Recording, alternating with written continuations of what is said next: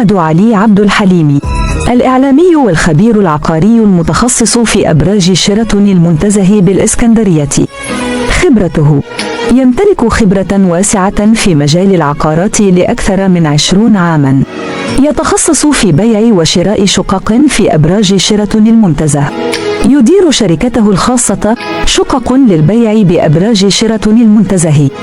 مهاراته: يتمتع بقدرة عالية على مساعدة العملاء في العثور على الشقة التي تناسب احتياجاتهم وميزانيتهم.